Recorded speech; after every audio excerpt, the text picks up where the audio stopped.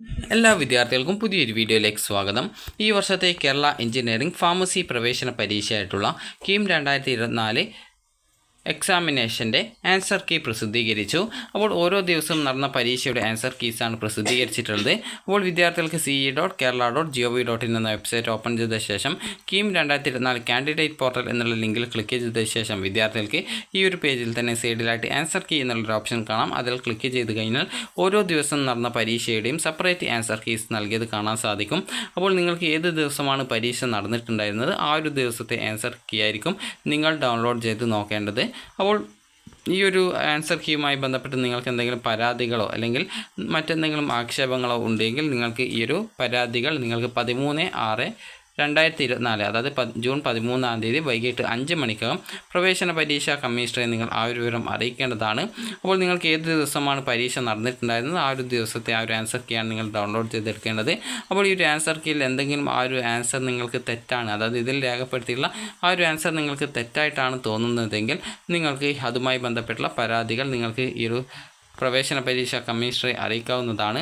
അപ്പോൾ ഇത് ഫാർമസി പരീക്ഷ ആ ഒരു 10ാം ദിവസം, അതായത് അപ്പോൾ 10ാം തീയതി നടന്നിട്ടുള്ള പരീക്ഷയുടെ ആ ഒരു ആൻസർ കീ ആണിത്. അപ്പോൾ നിങ്ങൾക്ക് ആ ഒരു ആൻസർ കീ നിങ്ങൾ കറക്റ്റായിട്ട് നോക്കുക. അതിനുശേഷം ഇതിൽ ആ ഒരു തെറ്റാണോ അതായത് കറക്റ്റാണോ ആ ഒരു ആൻസർ എന്നുള്ള കാര്യങ്ങളൊക്കെ നിങ്ങൾ കറക്റ്റായിട്ട് മനസ്സിലാക്കുക.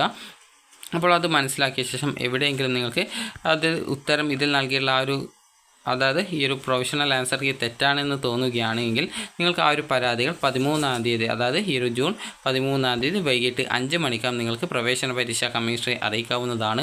അപ്പോൾ നിങ്ങളുടെ പരാതികൾ കറക്റ്റ് ആണെങ്കിൽ നിങ്ങൾക്ക് നിങ്ങൾ നൽകുന്ന, അതായത് ഓരോ ചോദ്യത്തിൻ്റെയും ആ ഒരു ആൻസർ തെറ്റാണ് അല്ലെങ്കിൽ അതിൽ തെറ്റാണെന്ന് തെളിയുകയാണെങ്കിൽ, നിങ്ങളുടെ ആക്ഷേപം കറക്റ്റാണെന്ന് തെളിയുകയാണെങ്കിൽ നിങ്ങൾ നൽകുന്ന ആ ഒരു പൈസ നിങ്ങൾക്ക് തിരികെ റീഫണ്ടായിട്ട് നൽകുന്നതായിരിക്കും. അപ്പോൾ റീഫണ്ടായിട്ട് നിങ്ങൾക്ക് ലഭിക്കുന്നതിനായിട്ട് വിദ്യാർത്ഥികൾ ചെയ്യേണ്ട പ്രധാനപ്പെട്ട കാര്യം ഈ ഒരു അപേക്ഷ നൽകുന്നതിനോടൊപ്പം, അതായത് നിങ്ങൾ നൽകുന്ന ആ ഒരു പരാതികൾ കറക്റ്റാണ് എന്ന് തെളിയിക്കുന്നതിന് ആവശ്യമായിട്ടുള്ള രേഖകളും അതുപോലെ തന്നെ ആക്ഷേപം ഉന്നയിക്കുന്ന ഓരോ ചോദ്യത്തിനും 100 രൂപ വീതം ഫീസ് ഡിമാൻഡ് ഗ്രാഫ്റ്റും സഹിതം 13/6/2024 വൈകുന്നേരം 5 മണിക്ക് മുൻപ് തപാൽ വഴിയോ നേരിട്ടോ പ്രവേശന പരീക്ഷാ കമ്മീഷണർക്ക് ലഭ്യമാക്കേണ്ടതാണ്. നിശ്ചിത തീയതിക്ക് ശേഷം ലഭിക്കുന്നതും നിശ്ചിത ഫീസില്ലാതെ കിട്ടുന്നതുമായിട്ടുള്ള ഇമെയിൽ അല്ലെങ്കിൽ ഫാക്സ് എന്നിവ മുഖാന്തരം ലഭിക്കുന്നതുമായിട്ടുള്ള പരാതികൾ യാതൊരുവിധ കാരണവശാലും പരിഗണിക്കുന്നതല്ല. ഉന്നയിച്ചിരിക്കുന്ന ആക്ഷേപം ശരിയാണെന്ന് ബോധ്യപ്പെട്ടാൽ അതിനുവേണ്ടി അടച്ച പൈസ തിരികെ ലഭിക്കുന്നതായിരിക്കും. റീഫണ്ടിന് ബാങ്ക് അക്കൗണ്ട് നമ്പറും ബാങ്കിൻ്റെയും ബ്രാഞ്ചിൻ്റെയും IFSC കോഡ് എന്നിവ കൂടി കറക്റ്റായിട്ട് ഉൾപ്പെടുത്തേണ്ടതാണ്. അപ്പോൾ എന്തെങ്കിലും സംശയമുണ്ടെങ്കിൽ ഇവിടെ നൽകിയുള്ള ആ ഒരു ഹെൽപ്പ് ഡെസ്കിൽ നിങ്ങൾക്ക് കോൺടാക്റ്റ് ചെയ്യാവുന്നതാണ്. അപ്പോൾ വിദ്യാർത്ഥികൾക്ക് ഈ ഒരു വീഡിയോ ഉപകാരപ്രദമായിട്ടുണ്ടെങ്കിൽ ലൈക്ക് ചെയ്യുക, ഷെയർ ചെയ്യുക. Thank you for watching.